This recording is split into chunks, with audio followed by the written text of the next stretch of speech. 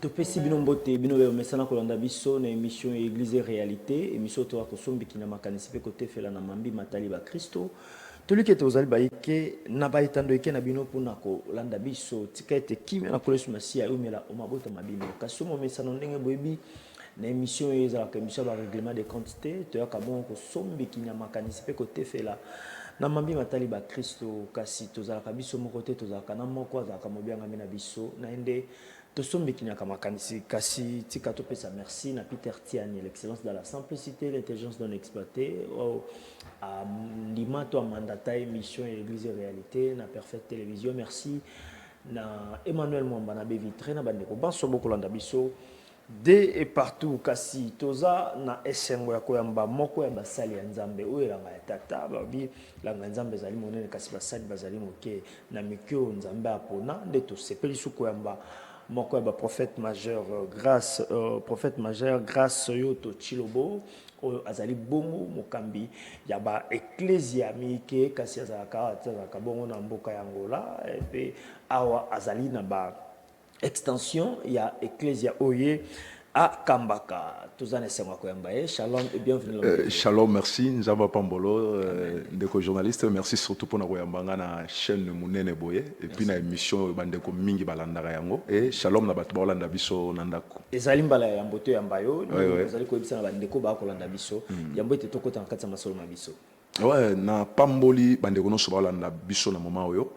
Nzambe yalola pambola bino, le Dieu des esprits des prophètes à pambola bino. Donc vous allez connecter, ko changer chanter, ko bouger parce que marambo lo ba mara ko pambola yo. Na koti kaka na kati ya masolo ne to ko solo là prophète majeur. Pourquoi prophète majeur et un prophète na rasta manu de fuboé.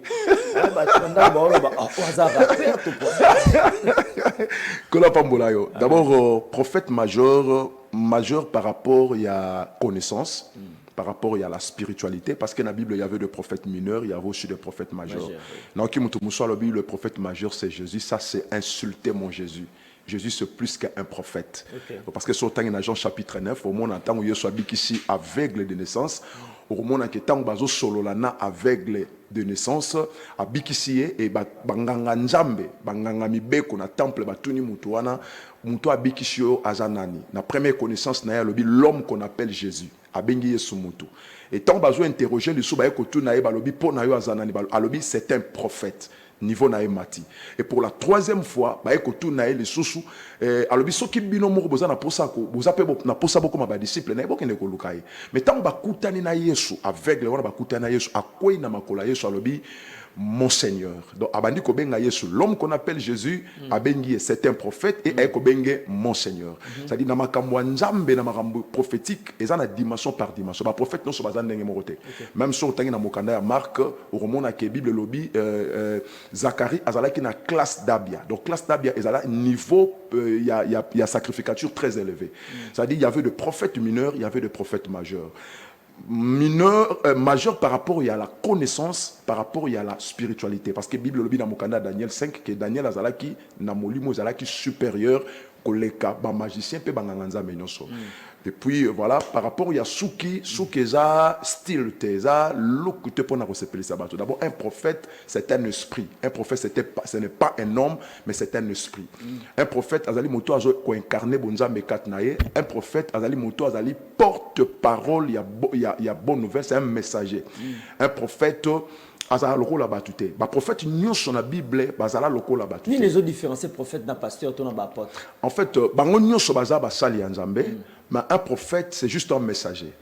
OK. Azali moto yo Nzamba zo pesa message à memeli bato, azala réponse parce que dans tango ya Bible le prophète abane ko vivre na batute. Azali ko vivre na ngomba, bato bazo ngene ko luka ba sacrificateur, na ba problème na bango et s'il s'agit de la réponse prophète Nzamba bande ko tinda prophète. Voilà ton prophète bande koya na ainsi dit l'Éternel, lobi ainsi dit l'Éternel. Donc je disais que au retour dans Ésaïe chapitre 20 au monde il y a un grand prophète dans la Bible comme on a Ésaïe. Ésaïe oyo abotami na famille royale. Ésaïe oyo a sakola makambo ba prophète musu ba sakola te. Vous savez muta komela biso jeunesse eza Moïse. Mais ça na ba bloko jeunesse a komate. Moïse a komate. Nzamba bombela ngo uniquement prophète Esaïe. Exemple, Moïse a commis la biso ndenge mokile banda, mais aïbisa biso te avant création monde ni nezalara. Mais c'est le prophète Esaïe qui nous a expliqué que le diable que nous appelons aujourd'hui le diable, il était l'autre fois Lucifer. Donc ça, c'est Esaïe qui nous a appris. A commis 66 chapitres, c'est plus que toute la Bible. Et Hazard, un prophète instruit. A lobé la biso messi nenga kobotama. Na pris messi a kobotama. Là, 2 siècles après Kokisami. Un grand prophète à son temps. Mais dans Esaïe chapitre 20, Nzamba bengi abisi otambola mutakala. Atambola mutakala 3 ans et demi. 3 ans et demi ni. Esaïe. Un grand prophète. Esaïe chapitre 20. Imaginez-vous que Moussakoli, ou Hazard na famille royale, parce que Esaïe n'a roi Osias bazaba cousin. Papa na comme on a Amon, et papa est roi Osias, Hazard ndeko ya Amon. Tandis que roi Osias d'Esaïe bazaba frère. Imaginez ce que nous avons dans la famille royale, dans la famille Fachi Beto. Donc c'est pour dire que Nzambe a un prophète. Même si on a Bible. Donc ce n'est pas Nzambe instruit, mais Esavé, c'est le nombre chapitre 6. Ezali V, Soki Mosakoli, ala Pinda, Inalikamomoko.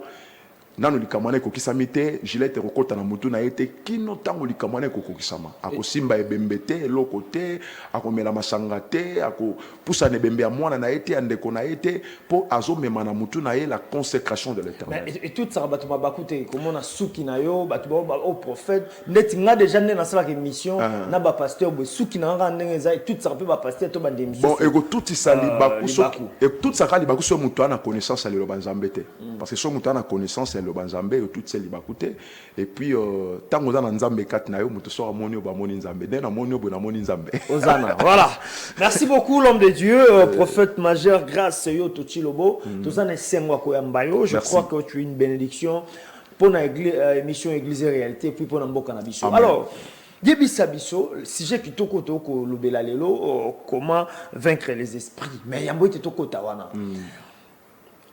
obandi musala nzambe ndenge maman nanga parcours na yo pour bande ko ba comprendre autant que na sujet. Donc naza prophète nabota ma prophète parce que maman botinga za ki mosakoli déjà na âge à 13 ans maman nanga bande ko sakola donc naza héritier de l'onction. OK mais parcours nanga na leki na fait pas ko nzambe malamu musée aidi na bala encadré na bampaka ebele. Et puis à un moment, Nzambe déjà bandé ko utiliser biso, j'avais 7 ans na école na zolo ba marambozo salama même nanda ko bobe nga pasteur là ma mère était encore vivante wana na pamboli bande ko nga nyoso bazola nga na famille na moment oyo et à un moment Nzamba a décidé que na banda osayela. Donc na banda directement te na ministère na nga propre nazaki d'abord na fait pas ko toke ko fongo l'église Meka mission évangélique de la croix du Christ en Afrique où les collaborateurs il y a musée Aidi Nabala il y a apôtre Boloko Tangasa oyo akufa déjà tikabiso azana gloire ya papa et na travaillé wana na mentor nangai Felie Kanga to travailler ti à un moment donné nzamba ya kosola na biso na ba pasteur Muzama nzamba ya kosola nanga na longwa na Congo na bando kende kotambola ba mboka ebele na Zambie Tanzania na zotambola ti nzamba yo memanga na Angola. Et c'est en 2004 que Nzamba Yosola Nangai na vision Oyo, Igreja Pentecostal Race des Champions, Église Pentecôtiste Race des Champions. Et na bando fongola skoba église na bazon. Na portugaise nini? Igreja Pentecostal Race des Champions. Église Pentecôtiste Race des Champions. Donc na bando travail ming na bazone isophone. Et puis à un moment Nzamba ba na ngana zonga Congo. Dena ko zonga Congo na bandi ko fongola l'église na ke na bandundu Katanga ti na confinement ndete ko banda. Église na Kinshasa. Donc juste après confinement, to bandi ba église bandi ko fungwama et puis tilelo. Donc naza mwana ya mosali nzambe, donc maman nanga za prophétesse et puis na leki na makolo ya batata. Alors ministère na yo, ka tu vita nzamba bengio, apesa ki o missionner, o mona kini. Amen. Ministère nangai mukono sola na nzambe, nazaki na Chikapa. Na bando luka vraiment famille nanga, nazaki na ville ya Chikapa, o ezalelo province, ya Kasai central, na mboka moko mona musumbula. Tous une église où tu vas sambel esca tu vas travailler et qui messe Bethesda toujours prier pendant la nuit na moni ange nzamba bimelingai boye a chet tableau a ebisingo ye retard parce que na parcours moi qui sombre qui moi bizarre on attend on a naza mosakoli mais na sokola basani na restaurant ya mutu. Alors ange wana bimelinga a ebisinga que place nous za sokola basani na restaurant on a te oya qui retard a commis na tableau psaume 27. Témoignage au Batnon Sobaye Biango, psaume 27. L'Éternel est ma lumière et mon salut. L'Éternel est le soutien de ma vie. Tant a commis à expliquer, on a répété et n'a a commis solution. A commis na C nango le l'exercice. Ça l'exercice psaume 27 mais na cette solution. Et c'est par là dans une interprétation nango te. Ndé na kokutana na banganga nzambe mususu bampaka ou bazali liboso na biso baene. Ba expliquer ba bino yo za prophète ya solution. C'est-à-dire nzamba bando tambola no na ba solution ya bato. Et c'est ka problème ezali na mboka. Problème ezali na ba famille, problème ezali na église, présence na yoko pe sa solution. Et certainement dans un prophète à solution, na ba ministère ya bato belé, bat nyonso ba yokanga ba tambola na ba solution, na ba famille ya bato belé, même na Congo bato belé puis makambo belé na loba na bato kokisama. Na loba na bato makambo kokisama. Na lobela excellence Roger Lumbala na ebisa makambo. Nyonso na loba na kokisama, na lobela papa ndeko Basile, na lobela makambo, na lobela ndeko wazaki cordon à l'époque na RLTV, zalaki ndeko Anissé son abosani bien. C'était en 2006. Tozali na bataille belé, makambo belé salama na mboko yo, to loba et puis nzamba pe sa solution. Nzamba c'est que oza prophète à solution. Il y a solution. Amen. Voilà, merci beaucoup. Alors Tokota na ma solo to ko lobe moko malelo. Alors vision on nzamba pe sa yo. Est-ce que pendant que au mettre en pratique au monde en salama? Makasi. Entre autres. Donc na ba domaine union soit vie. Donc so nzamba lobi na ngali kambu et puis so na lobi ratate. Voilà, tout le monde a une émission pendant que toujours bêta ma solo, vaincre les conflits des esprits. Amen. Au cours de la biso préambule, il y a un sujet qui tourne sur comment vaincre les esprits. Amen. Vaincre les esprits, le conflit des esprits. Vaincre le conflit des esprits, merci. Il faut comprendre le mot que les gens humains ou les gens conflit n'a pas esprit. Et ça cause ya makambo belé même cause ya mboka na biso ba échec ya mboka na biso parce que peuple congolais pays na biso nous avons des conflits avec les esprits que bato belé bazo maîtriser té ça dit ba problème ya mboka na biso ou ta libanda té et ou ta kaka na mboka na biso lorsque to ko régler ba conflit au ba humain bazanango na ba esprit parce que tant nzamba osala mokili nzamba bandaki nanu ko sala mokili ya ba esprit. Il y a un premier monde parce que biso to vivre dans deuxième monde. Premier monde ezali mokilo nzamba sala ki mokili ya ba milimo selon Colossiens chapitre 1 verset 16. Colossiens chapitre 1 verset 16 dit le lobby en lui ont été créées toutes choses, des choses visibles et des choses invisibles. Kuna na monde ya ba esprit, ba ange, ba être spirituel nyonso bazo vanda wana. Et même ceux qui muta kufi na nzoto akufi na nzoto mais esprit na yezo continuer ko vivre, c'est-à-dire aza a que vivre dans le monde ya ba esprit. Job chapitre 32 verset 8. Job a dit en réalité dans l'homme c'est l'esprit et le souffle du Tout-Puissant qui donne l'intelligence. Vous comprenez que même dans Genèse chapitre 1 verset 26 tant nzambe azo sala Job combien? Genèse chapitre non, 1 avant Job 38. Job chapitre 38 verset 2. Verset 2. Voilà. OK. Tant nzamba azo sala mokili na Genèse chapitre 1 verset 26 azo créer mutu. Au moment que nzamba a lancé appel n'a pas être au babandé pour vivre déjà. Alors il crée l'homme à notre image. Aux hommes on a pluriel donc ça dit ezaki n'a pas être bandé pour vivre déjà. En fait, si koyo eloko nini bato bakoki ko maîtriser. Monde ya ba esprit et contrôler biso. Tandis que biso toza na mesure à contrôler bangote. Et monde ya ba esprit ba monaka biso. Pendant que biso tozo mona bangote. Mais mokile za na principe puisque ça divisé et ça dans monde ya ba esprit et ça dans monde ya ba humain et ça na ba principe oyo ba humain ba koki kotambola nango. Donc soki ba humain ba bimi libande ya ba principe wana automatiquement bazo kota na conflit na ba esprit. Et conséquence nango est très grave. C'est-à-dire moto oyo azobika na conflit na ba esprit et lo kwa liboso moto wana à vivre instabilité totale. À vivre instabilité totale. C'est-à-dire que belé bazo vivre instabilité dans la famille. Oui, il y a beaucoup de tokota na ba conséquences moto nzambe koto na ko leka ngobongote obi esengeli na motu ayeba nini akomi tambusa po akota en contact na monde ba esprit. C'est ça, non? À côté d'un conflit, dans le monde d'esprit. Alors, mutu esengeli atambola ndengeni, mutu physique, homme humain. Esengeli atambola ndengeni pour ne pas qu'akota na conflit, donc wana il faut na citer ba élément oyo koki ko mema mutu na conflit na ba esprit parce qu'il y a des gens qui prient mais ne savent pas qu'il y a déjà na conflit na ba esprit. Aomra loko la prière est exaucée. Ba combat na ba famille même mboka zo ningana koto bitumba bo meko simba koto etoboki. Bo le bito résoudre problème koto etoboki. Cela veut dire que ba bazo comprendre que ça ba conséquence ça dans ba conflit na ba esprit. So tangi ba verset oyo. Loko la Galates chapitre 5 verset 9. 2 Corinthiens chapitre 2 verset 11. Et puis 2 Corinthiens chapitre 4 verset 4. Et puis Osée, ils ont versé maintenant sur Batangaka, Osée 4, 6, ils ont versé Batangaka, Bible de la ignorance.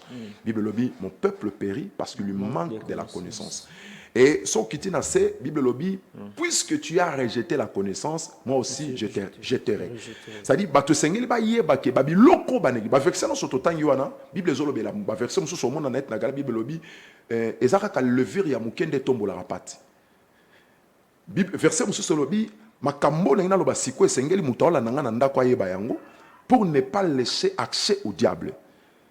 C'est-à-dire ba te beleza na moi ba erreur ya miki mais ils ont même bango na ba conflit pe ba conséquence eza grave. Ya liboso mutakoki kokota na conflit na ba esprit tango moto asali ba appel na ba esprit sans raison ou avec raison mais azongisi bango te. Parce que tant que sali appelle na ba esprit, au bengi ba esprit, au invoquer parce que invocation c'est l'appel à la divinité. C'est là, ça qui nous quitte, il y a mutu d'être pasteur ou bien chrétien à ça l'appel na ba esprit. Non, il nous quitte parce que ba esprit toujours le ba esprit non en général. Toujours ba esprit malamu, toujours ba esprit mabe. D'être par exemple nous ensemble là on a bengi molimo o abattre la rabatu. Et ça qui nous dit, on ça appel na ba ange na yo, on ça appel na ba esprit. Par exemple, mutumoko accueille par exemple pas ya marabout, accueille par exemple pas na un occultiste mokobo, un magicien mokobo. Pour une raison songolo, atali salika muna ebungi, atali zambongo likamuto maramba promotion na ye. Par ça appel na ba esprit, ça ba to ba solo la na milimo papa. Amoni penza ki ba surene ba bimia solo na bango. Surin des eaux, surin de terre, amoni ba esprit et bimi ba solo na ba esprit. Mais le plus grand problème est ali à ça la appel te. Mais le plus grand problème est ali à faire retourner ba esprit wana. Donc tant yo bengi ba esprit et que ba esprit wana ozongi si ba ngote au déclencher déjà guerre. Donc au quotidien déjà na conflit moko. Exemple, ça ba tumuso ba benga ba esprit non seulement parce que akenda ke pas magicien, non seulement parce que akenda ke pas ya marabout, mais a benga esprit na maloba na eta musuna kanda. Oui, akobenga, ça dit yo nengoza wana ngana yo poto kutana bato bakufa nde bakutanisa biso. Betina liwa. Tina liwa. Oui bien pa ba kashenza la soki ngana toza ba frère et que tolobi malobana na kombo ya ba wei. To kutana sute. So to kutani bato bakufa. Alors poto kutana il faut ba mpaka ya famille. Baya liboso ba vandisi biso pour ba faire retourner ba esprit auto bengaki.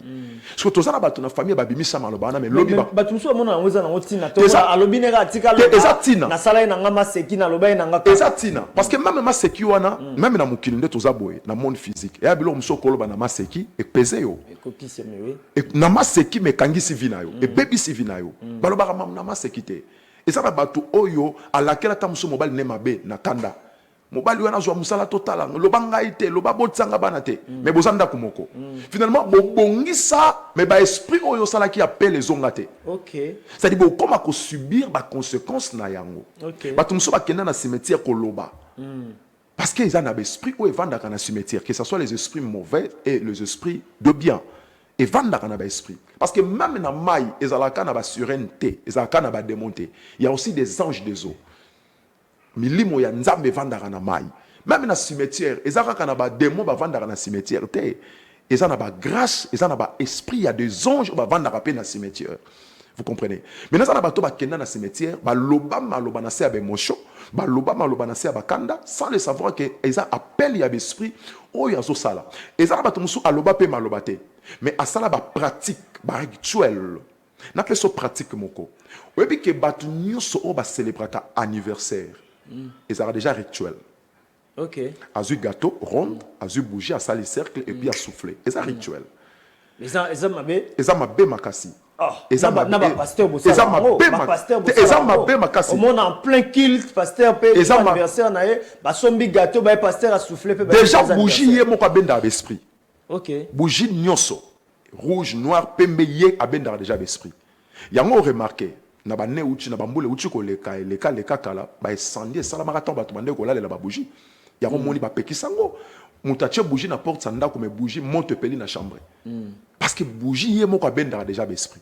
Alors tant déjà au sali gâteau, au tche bougie na katikati to au entouré yango na bougie et finalement au souffler yango. D'abord un bougie doit symboliser lumière. Mais yo souffler yango donc au bomi lumière ya vina yo. Donc quand ici mon lili et plus grave au monde ba bazui poto ya gâteau ba fini ki on elongi. Babambi yo ça dit ba aveugle yo bien. On remarqué que ba tebele ba kota na monde ya ba anniversaire ba bala te.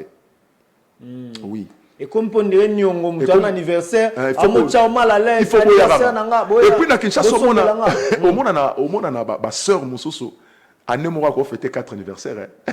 Voilà pour na lokuta.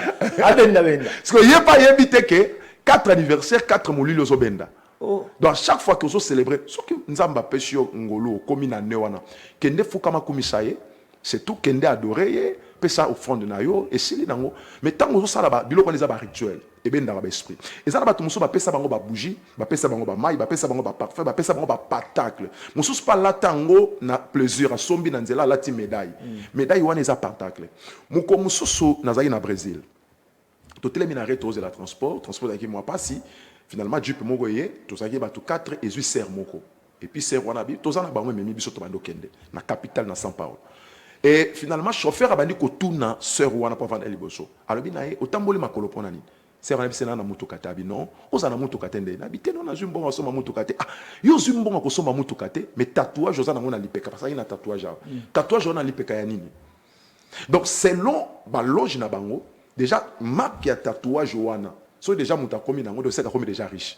Okay. Donc aza déjà na ba esprit ko komemela kembongo. Mais sœur acha ya ngo kaka pona kocha. Donc il dit à chaque fois qu'il y a un tatouage et ça là appel na ba esprit. Ba esprit est contrôle la vie naé. Il y a un monde bande musu banda a chat tatouage moko pour na plaisir, ba relation kufa. Ba benga ke souté. Muto abando kabele mbongo inaé.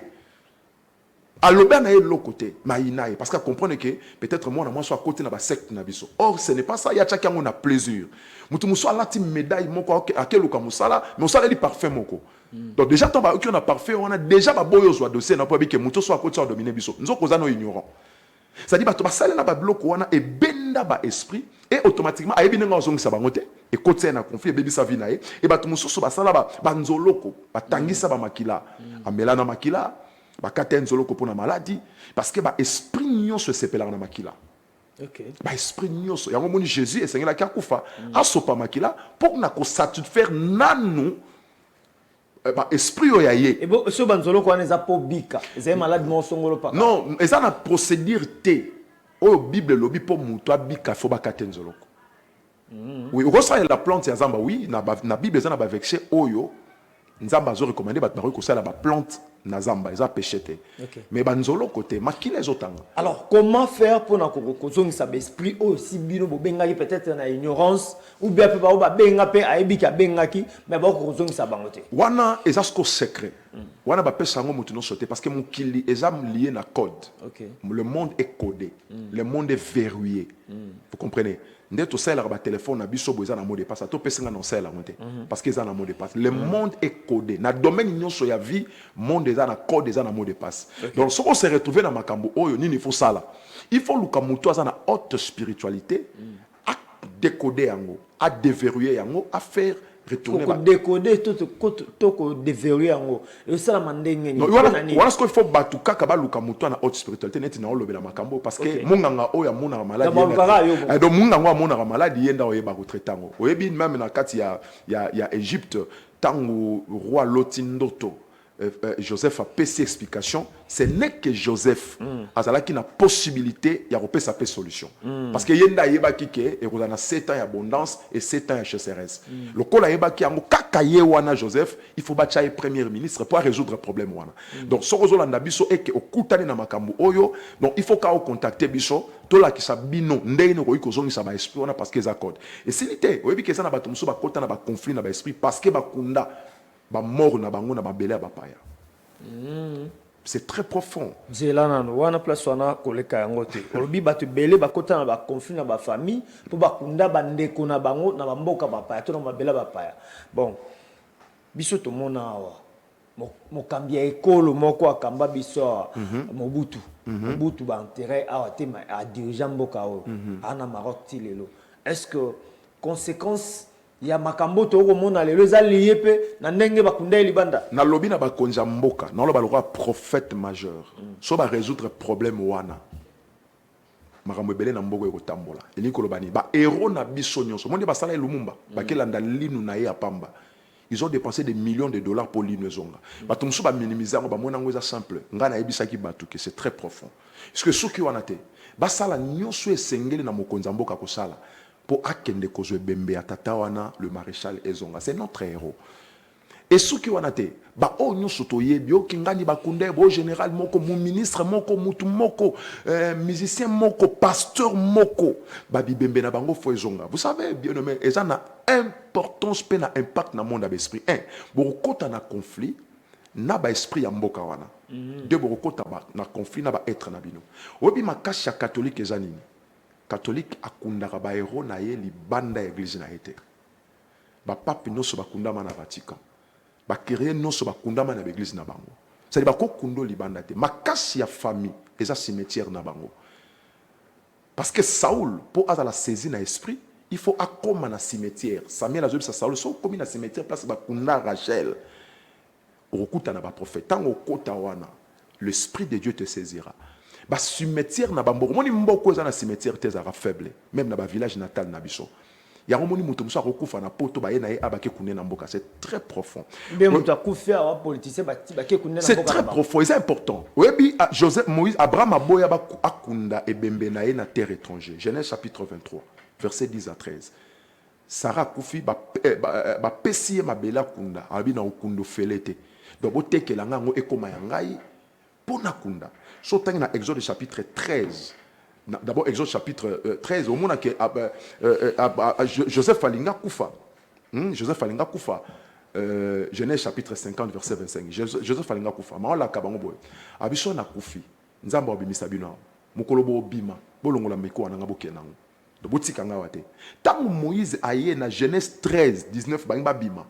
Moïse pouvait tout oublier. Avec Kobosa na moi si ban avec Kobosa na bilamba avec Kobosa na ba cheval mais pas les ossements de Joseph. Mais Monsakoli impact nini makambo wana eza na oh babi batu nyonso ba yambi Yesu Kristo ba komba nouvelle créature siko wana monte tutika na kutima te soki eza bongo parce que moni Bible eza logos après comérement soki eza bongo Yesu alingi kopesa importance te na ba wei parce que tant Christ aye n'est-ce pas que akufi asekui mais Bible lobi tango akufi akei kuna na mokili ya bawei na monde ya ba esprit ake côté ya bango pe ko fungola bango Yesu asekwa il y avait l'apparition des esprits bato bakufa batambola na balabala papa mokilo to vandi na spiritualité on est contrôlé par nos esprits et les esprits de nos pères c'est-à-dire Isaac Jacob a requis ko sale l'autre côté so ka sale référence na Isaac te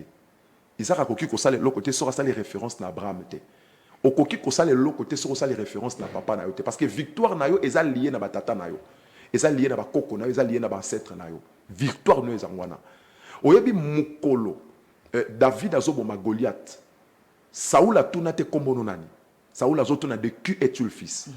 C'est parce que victoire oyo David a porté qui automatiquement eza lié na batata na yo. Donc Saoul voulait connaître seulement les noms ya batoana. Parce que pouvoir na evandi wana. Et même nzambe na monde de spiritualité ayeba banate, ayeba batata.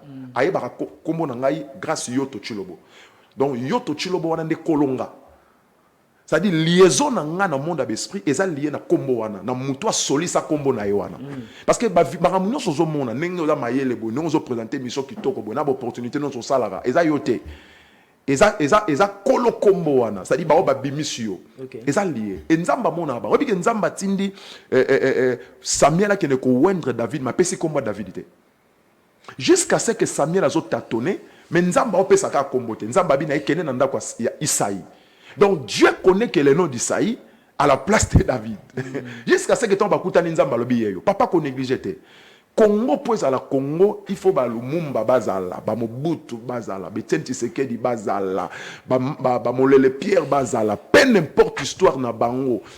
Congo pour ça dit après ba o bazoleka, ba kolobelaka ba Fayulu, ba kolobelaka ba Moïse Katumbi, ba kolobelaka ça dit sans bango, Congo pour la Congo, c'est raison pour laquelle et là comment ko sala manamboka te, président Sikaroki ko fonctionner te, soka bendi mutu akalate. C'est là dans notre ensemble. L'ozo loba, ezo matanga mafuta. Amen. Ozali mosakoli. Ouais, naza To mosakoli. van nan mwa muke na mboka na biso Congo. Yes. Et tant mosusu makambo ozolobe ko ipe ko longola biso na mwa baba. Eza solution makasi. Toko mona baluka ba oyo ba prière pour la nation ba sa bezo simbate peut-être eza na ba esprit moko boye. Ya makambo esalamaka o peut-être ba konzamboka baza ko ignorer. Yebisa biso nanu. La spiritualité aux Akoloba. Qu'est-ce que le Congo doit faire pour abîmer l'esclavagisme, la guerre, abîmer la pauvreté sociale en Mboka, même le détournement de millions en Mboka. Mais au Mbongo, c'est une élection compliquée. Yosamo Sakoli. Panzanante. Oyebi Kenangola Savim Barena à Bunda Bitumba, un rebelle, 32 ans, Nambargo. Abunda plus de 30 ans, plus de 20 ans. Ça vient. Donc, Azali n'a pas embargo. Et à Koka Kosa les l'autre côté, sans Mobutu. Donc, la force de Savimpi, c'était Mobutu.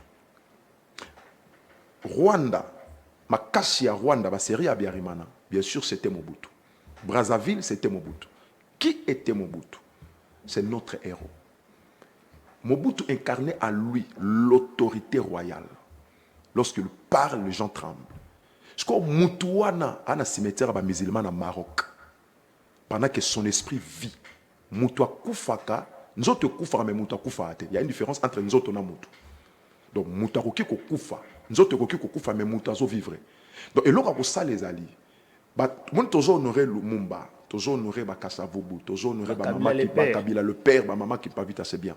Mais il y a d'autres héros au marqué époque. Même ba chantre na biso, même ba héros na biso, ba joueur na biso, ba pesa biso ba coupe, ba kundama wapi pede wapi. Ba joueur na biso o ba représentant mboka libanda, ba musu ba kunda ba ngolo ba soso. Donc il dit que solution moko ya mboka na biso, toi na conflit na ba esprit. OK. Toi na conflit teo la moka FCCT, toi na conflit na ba esprit. Ça dit à part ba divergence na biso. Total la nano ba héros na biso ba démarche non so senga na mokonza mboka kosala po ba zongi sa ba wi na biso na mabele est important. Papa, Joshua Zoa Mikoua. Mais tu sais, Mambo Zoloba, il y a d'autres personnes qui ont traité d'occultistes pour au lieu d'obimi sa marambo ya nzambe, ça l'appelle na esprit. Non, c'est-à-dire on ne pas tokoki ko vivre te. Na christianisme est basé. D'abord christianisme est un monde à fantôme. Tolia ka misoni, tomela makila. Yesu alobi, o eza nzoto nanga. Bolia yango eza makila nanga bomela. Ça dit toi mokila ba fantôme. Yango mona ba otambola na mai. Matthieu 14 22. Simon lobi c'est un fantôme. Yesu abi croyez-vous que c'est moi? Et Simon abi so que za yo na tambola. Simon pas tambola comme il peut fantôme. Ça dit christianisme est une religion moro normalité. Et biso tozape c'est plus que religion d'ailleurs. Il faut toi comprendre que normaliser ma campagne. Voilà, c'est ça et on rendre biso faible. Au moni ba biso ba francophone, nous les Congolais, toi na ba retard wana, oyo ba anglophone baza déjà en avance wana ba isophone. Ya comprendre. Et puis que mutako yi bananda kwa pasteur abangite. Même l'église. Même l'église d'ailleurs, frère ala la l'église ma yiba bakiti. Ba mi pe ba koti ba yibi ba instrument. Ba bangite. Mais papa, yo yi bananda kwa mwalimu ndeni. O bangati. OK, yi bananda kwa nganga ndeni, o banga. Pourquoi? Parce que exprime aux obanga vengeance. Or biso toi, tu as le pouvoir ou en vengeance. Genèse chapitre 4, verset 15, l'Éternel dit, si quelqu'un tuait Caïn, Caïn serait vengé. L'Éternel a doté à Caïn l'onction de vengeance, papa. Il faut que mon Christ soit comme un niveau qui est botolio, mon bali, mon toana, a joué un problème. Quand l'église na loyenge a vimbi misapi. Obi lelo mutaza même l'état même na mutana facilité à la convocation contre pasteur. Même si pasteur na loyenge pe. Vandisa yawana pasteur. So tuni likambangote mutumura lobaki. C'est-à-dire, il y a des faciliteurs, il y a des fingi pasteur, a fingi Moïse Mbie, a fingi pasteur, à l'aise. A salé les penzembo, a fingi Kalamba, a fingi Joël Français, a fingi n'importe qui, a zappé à l'aise. Parce qu'on n'a pas pays local à Nigeria, au Kosala et Angote. Mais est-ce que Bato Tanya a un modèle? Moutouazana thermomètre, c'est Dieu. Moutouazana thermomètre. Mon question tout le monde bien même Makambozolo, ba monte que maloko occultiste, ozo maloko là moutumora bakisi. Déjà ba traiter anga bongo. Parce que na ko bande église un mois. Chaque église on est 100 personnes na bomiango. OK, parce que naza lieu na onction ya foule ya makasi. Parce que naza ba Holanda ba yebi. Na Kinshasa bande ko bele ba yebi. Et ba yebi que son na bande église na tchaka ba foule ba 7000 personnes. Tamso na 3 mois. Alors pour ba retraité onani. Et puis naza na ange ya mbongo. Na sambela pona batu o ba zwa ba mbongo na ba dimension nyonso. C'est-à-dire, bandeko, même bandeko na biso moko, ba traiter biso bongo. En fait, soit muta traité, yo pe kalaté ba bengo ka magicien pour émission yo qui na ba dimension mususu. Amen. Vous avez déjà prophétisé émission qui na ba dimension mususu très élevée puis bandeko no moko sa na bango ba loba ko simbikisi. En fait, soit muta yo simbikisi amoni ozoloba na ozo sala ya ko sala ngote pe ozoloba ya bien ngote. C'est-à-dire monde ya ba Christ est un monde normalité. Un chrétien ne peut pas être chrétien normal. Donc, bakonzi mboka, to ba pasteur baza tout autour, ya bakonzi mboka comme ba conseiller, ba salela makambo zolo. Te ba salela yango ba opesa biso raison. En fait, maintenant so ba omoni mabeza na mboka na biso. Bazwaka kaka batoyo, c'est-à-dire pasteur ya jalelo. Alekara na TV, pasteur mabete la politicien maboko. Autant de la Bible, ce sont des prophètes qui introduisaient des rois. Eza ba prophète ne ba vanisa ba kumu ba komisa bango ba kumu. Eza ba prophète ne ba pesa ka orientation ya mboka nde mboka fo bima na ba citation. Raison pour laquelle ba konzi ya mboka na ba domaine nyonso ba okeluka ba nganga kishi ba otika bino. Pourquoi? Parce que vous êtes là entré ya robeta ka maboko. Anda batech palma, pour chercher batech so palma, ko beta ka maboko. Oza na solution au pesa te. Et ba konza mboka baza emporter na ba. C'est-à-dire, Moutou, au lieu de mamakamba molimo ko sunga parce que mboka etambola na mayele pe na boania. O muta pesa ka mayele pe boania zanzambe. Parce que faut bato bana makambo loba baza la pembeni wana. Oza député, oza PDG, oza ministre, oza président, oza nani. Il faut bato bana miso mona bato bana ba formule. Papa, mokili no se tambola na ba formule. Chine pas bima na citation na ye, azaki nango ba créer ki formule a bilanga. Kongo pa na ba formule na ye fa bima formule na biso ezali ba wei na biso. Il faut ba zonga awa.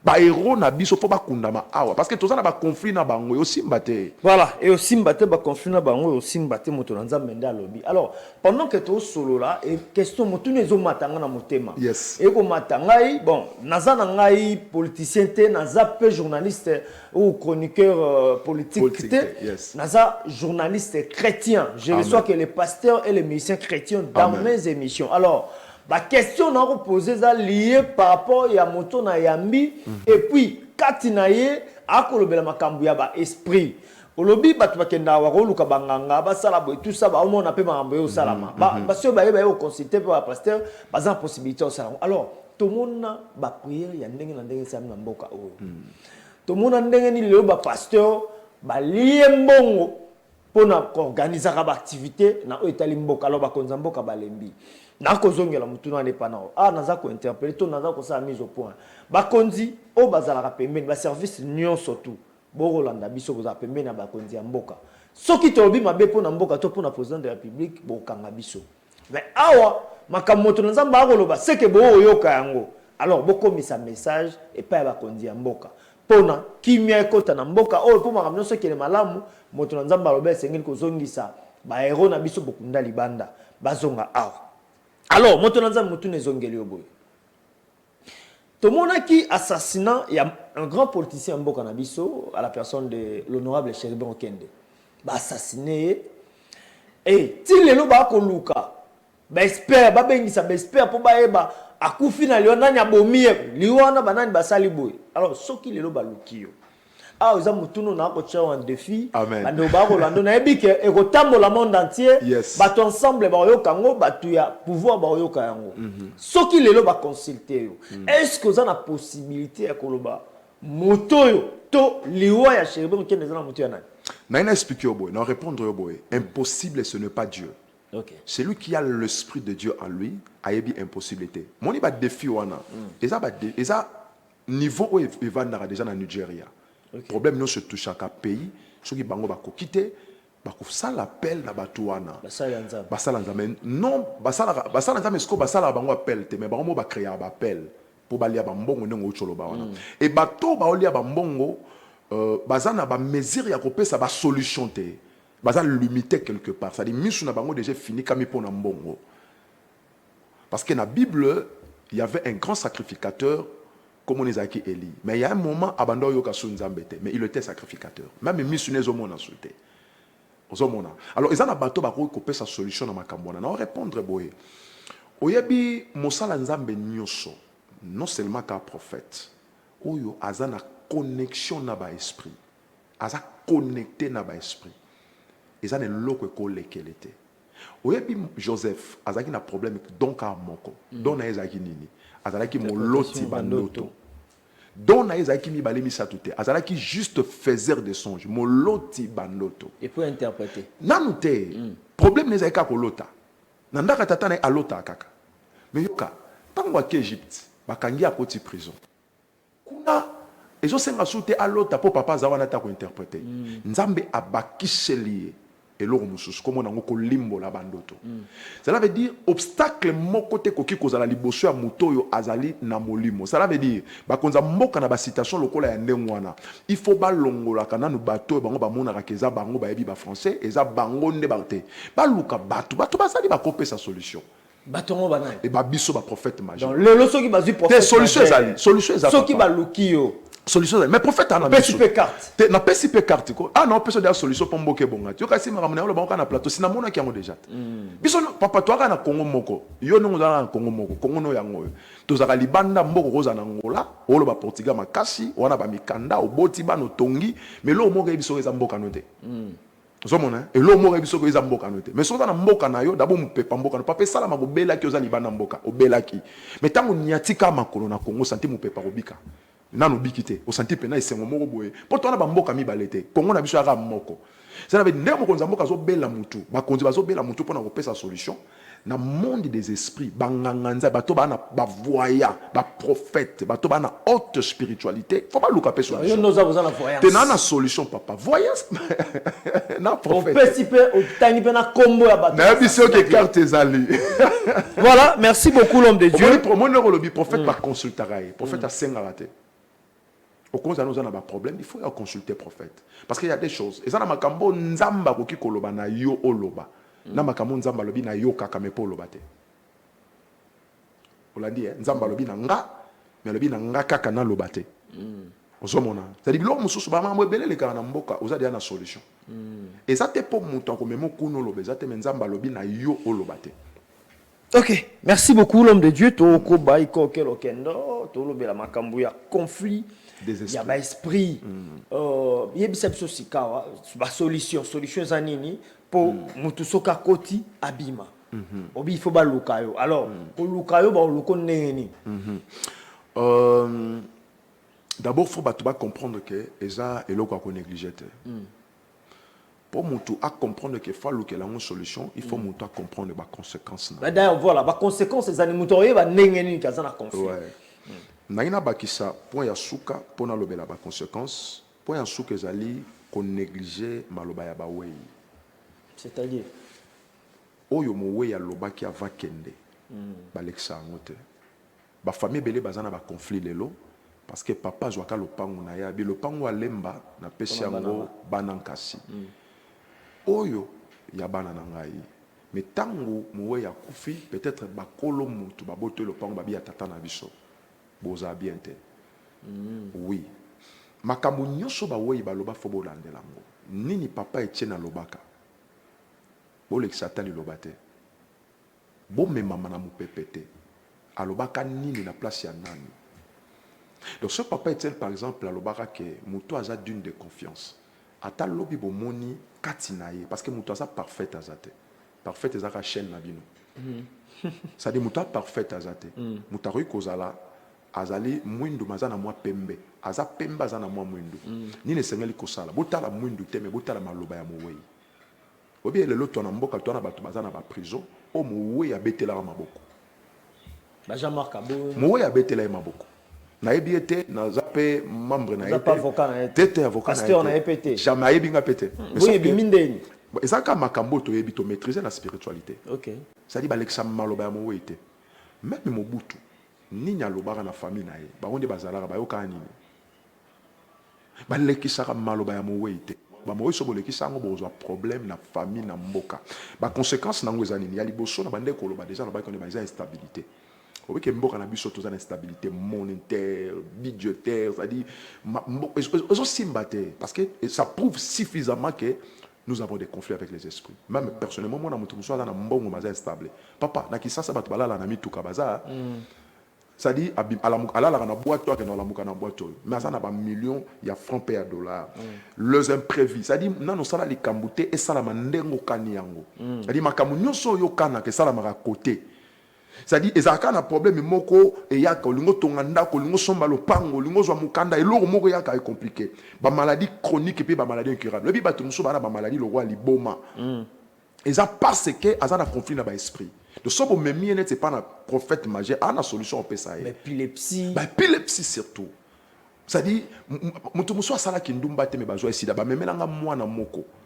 Mwana wana maman na ya azana sida te, papa azana sida te et l'autre côté mwana 7 ans à la sida, ba maladie incurable, ba diabète, ba paralysie, moi na moko ya muke AVC, ba maladie moko boyo, ba cirrhose des foie. Donc ils ont là que ça quelque part que ils ont ba conflit na ba tnebespi, ba mort subite. Ou bien na ba famille ba kufi la ka ba to soit muta kufi na toilette, a kufi na mutuka, mutu ça dit baliwa ala la mukite ala la mukite baliwa moko tragédie baliwa moko somo azikaki na moto ndako pelaki aziki mutu ke nikaki ebembe monanité apolaki na mai ça dit baliwa moko nengwana et puis ba perte continuelle ya mbongo et mutu muso atie mbongo na ndako mais ba bendi balias ye moko za na fongola ba fongolité la ba muso bakanga mibi na nzela mbongo na saki melimo mutu asimbite ako mutu atutaki ngai mutu abato aza innocent mais yo za na conflit na besprit ba osakana no nengwana obombi mbongo na sama belo kundi yango yo kokuta ba benda ibalias yo kokuta ba mbongo ezate ba tikelo ba mbongo mike ba disparition physique ya batu ça dit mutu abungi ta bon amone ba enlever été omoni makambo ko kidnapper ko tu sais moi confusion hein ba so mutu amona ni te ka ba kidnapper so mutu amona ni te ka ba na kidnapper merci parce que l'état au sala musala na e ezo monana mais ndimanga keza na batu musu ba bunga obi kenga na sambela pona mutu moko na Kinshasa awa bake mona ye na Kolwezi sadi ye moko pe na Kolwezi habite nenga koma kuna sadi batu ba bunga bobungisa batu na famille et puis ba ndoto na yo lotaka lokola obundaka yo bundaka na butu na banani obundaka na butu et puis omona mutu muso alali a senti lokwa azobima lokola esprit na yo zo bendana sadi olalité mais ozo senti ozana mbetu mais ozo senti penda ke na zo bendana ozo lingo gango zo koka otika nzoto voilà et ça va conflit ça dit et ça la famille ba yo kanate bango na bango lorsque vous avez des conflits avec les esprits la famille na no yo kanate omona yaya na leki ba bunda lokola binemi et ba koma même na ba tribunal ko samba et loko ba osambela pesa na tina te ça dit oka le pango wana ba yo kanate bango na bango la tano la mba ya voisin mais yaye soko meki problème akabela mutu musu me yote so mona ba osala compagnie moko baza parti politique moko mais ba yo kanate baza na vision moko baza na clan moko ba yo kanate et puis ba esprit ya komi boma mutu musu azoka posa mi boma kaka o santara esprit wana oka mutu musu abomi mwana na yo kaka kanda moko matache mwana mbeli o kaka kanda emati ache li mwana loko maba o kaka ça dit mutu azaka kimiate aza traumatisé na ba problème o esili na te o ebakisami ba esprit bakotika yo kimiate et puis esprit ya limitation moni mboka na biso to na nyoso mais quelque part to se sentir que to za limité voilà parce que eza ba conséquence ya relaxa que to za na ba conflit na ba esprit solution na ngo eza moko faut consulter voyant prophète le prophète majeur ala na ba solution a repesa ba formule OK ba formule oyo ekobimisa yo na ba solution wana papa journaliste oyebi ke nzamba salela ka batu nyonso ndenge moko te na monde ya ba esprit batu nyonso ba ko vivre ndenge moko te chaque citation ezaka na formule nango yesu abikisa ba aveugle belé na bible mais na ndenge moko te voilà avec le mususu atie soyi na misu avec le mususu abita foi ta sauver mususu atuni ozomona ndenge nini abi na omona batu lokola banzete donc chaque problème eza na formule na yango donc il faut batu omi pesa passi partout aux ali membre du gouvernement, aux ali autorité, aux ali politiciens, aux ali militaires, aux ali hommes d'affaires, femmes d'affaires, aux ali pasteurs. Mais aux ali senti instabilité dans le ministère nayo. Batu soy baye bake. Ya l'église mususu batu o mona rawana ba changera ba couleur. C'est-à-dire ni ko bake. Janvier azaki une équipe mususu. Bandimi ona bakenda. février azwi bato mosusu c'est-à-dire bato bavandaka te bato bakendaka koki kosambela mpona moto apambwami me abosani ye. Donc vous êtes toujours oublié devant le bonheur. Okobana na moto na pasi bo soutenir ya tombwami soki kaka komi mokonzi abosani obenga zoyamba mabosani yo oza oublié. Okobana na moto na se o épauler pena mata comme ministre comme député makomi na bosani yo. Obali na mobali na passe azwi mbongo abosani yo. Nete belé biso to soutenir ba député belé bo sali pe ba chaîne na télévision lelo. Ba voter bino le sous-tata. To ba to bela makambo ya confina ba milimo na olobaka maloba to tala soko ko bima. Reste le Rosana. Na oloba maloba to tala soko ko bima. Alors eza na batu pe ba postila mbale belé. Ana ba conflit. Ba bimaraté. Ana ba conflit. Maza na population popularité azana na mbongo mais abimaka te te azana ba conflit na ba esprit ba personne de la tête parce que moni yo rosa pe ba tactique te andimami parce que au monde na monde ba esprit okozala bato musu bazawana aza présenter te na monde ba esprit il faut muto yo ba esprit yebi ba esprit a présenter pour bandima yo. Alors to kisiko na ba nini ba conséquences baki pour to silisa. Donc conséquence na bande koloba na auto cité ngwa na bi lokola ba traumatisme j'ai beaucoup cité ba conséquence nango eza tellement belé surtout bando tanga ngwa to aussi ces missions te mais mutu nyonso yo a sentir na kambo tozoloba awa azana ba intérêt en luka biso.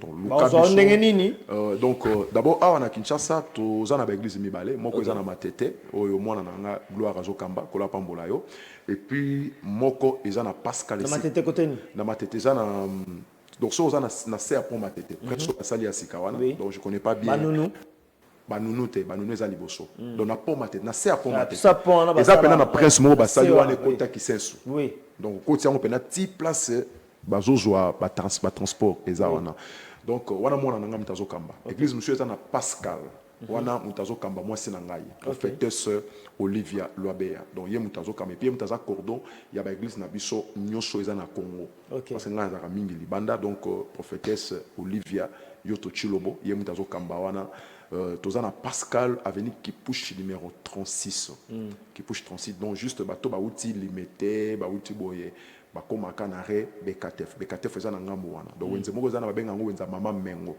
donc avenue Kipushi 36 ezaka donc à 20 mètres na prince eza wana soit na ba numéro ya contact na bino eza plus 243 81 94 93 699 donc à partir du numéro wana ko zo biso même sur WhatsApp.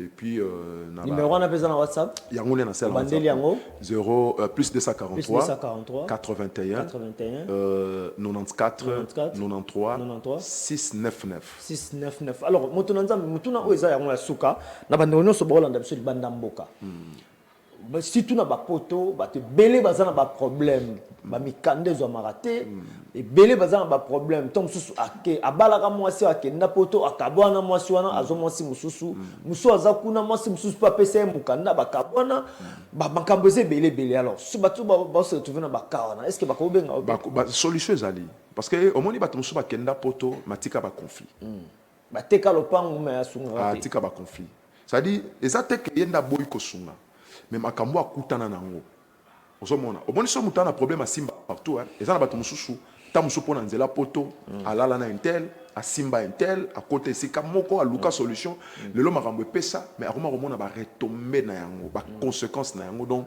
déjà so a contacter biso ata na solution to yebi nde to zongisa ba esprit wana to yebi nde to kopesa ba formule à dégager ba esprit et puis azwa kimia parce que to yaki na mokili po to souffrir te nzamba sala ba humain te po ba souffrir.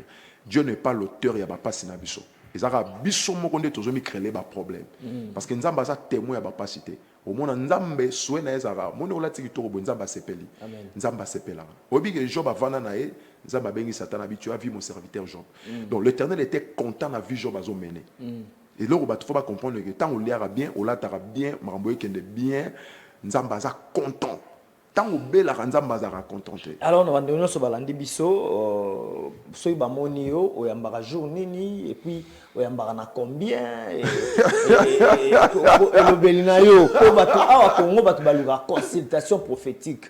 Est-ce que omonaka otanga pe bakombo bato biloko wana po bandeko baluka pe na ndenge wana ba consulter basakoli. En fait naza prophète à solution. Donc eloko yo za nango le problème na solution. Domaine tout wana ngo le problème c'est que ngai ozo naza solution. En fait kolobana yambaka na combien c'est ça moi passi parce que na ina lobanini ngala bisa nzambe pona salelo autrement faut pianga mbongo pianga mbongo ebele pona salelo autrement et nzamba mona que il faut pesa nga mbongo ebele pona salele autrement mais loko merci et loko kava nzambe faut pas comprendre que eza moi ba débat ba tebele ba salaka et ba prophète balingi mbongo ba prophète balingi mama mbongo conseil na opé ses amis ça tu ya liboso ce qui coûte rien et rien. Et là, écoute, papa, pourquoi en Angola, tu vas couper dans l'hôpital et puis tu vas à Congo trop. Tu as belle en Angola, tu as un traitement en Congo. Excusez-moi, le matériel les en Angola, na Congo ezate. Ba médecin bazo traiter en Angola, ba frère na biso congolais. Mais ni les salariés que muta belle aux autres. Andimi na ya na dispensaire awa, qui na hôpital au quoi ba America boa vida ba Maria pia ba la divinité, hôpital a mené les akuna. C'est parce que là-bas l'hôpital est gratuit. Puisque c'est gratuit, bah tu vas couper. Puisque c'est gratuit, bah taux de mortalité est élevé. Puisque c'est gratuit, bah c'est ma botte à rababer. Ça dit ce qui moutarde pour ça à soin y a bien mon aïe Kinshasa pour habiter à Tambongo. Ce qui coûte rien et mouto à 5 euros c'est la peine de l'autre. Il y a un moment Jésus à tout cas pour ça le ministère il a fait l'été. Voilà. Tout ce qu'on a lobby yeso banda osengate oh nana kosio azaka na question ndeni so azaka osengate musala ndeni voilà administration des ndeni au monde rappé naza prophète naza voyant parce que je crois dans la prochaine émission tu vois ba élément il y a ba culte il y a ba prophète na voyant na monaka voilà le ba perfect télévision le bana déjà na biso Peter Tiani c'est à dire d'abord ngana monaka ye un jour à exercer fonction na mokoyo tant que ministre et information. Peter Tiani. OK. Et puis eza mushikate. Donc Peter Tiani a exercé un jour na mboka en fonction ya ministre information. Place Mouya Yazali. Na biso eza mushikate kanga mam na biso. Et puis chaîne Oyo. Kalate total on a ba satellite. Amen. Kalate. Et puis aux alara ya ngote. Amen. Parce que chez nous, il y a entreprise, il y a une entreprise. Merci. Et puis, parmi les travailleurs à Awa, ils ont parlé aux députés. Ah bon? On a besoin de vérité. Parmi les animateurs, les journalistes. Donc, nous avons parlé de ça, clair, ils ont seulement battu l'andango, mingi puis au Kenya, à l'hyposo, pour la pambola. Tu peux se maintenant que nous avons un biso. Merci. Celui qui était aux hommes comme Zaikoya. Amen. Nous avons surtout Bolanda qui biso, na maloba, il y a Motona. Nzambe tucheli tono mokolo mwa lelo tikete kimena kolosi masia eumela omabota mabino merci na président Hubert Mamba balobi tout mon amba tout limité simanayo et longona cordon Cédric Mbumba. Merci beaucoup na maman Moboto, maman Boboto, maman Fanny Balou. Merci mingi pour na geste ezoko makaka minga kolobezate. Merci na honorable futur honorable Jason Kintiba Ikuku. Nzambe apambola bino au bon week-end na bino nyoso tokutani mikonza ikoya na même heure na numéro sika. Shalom.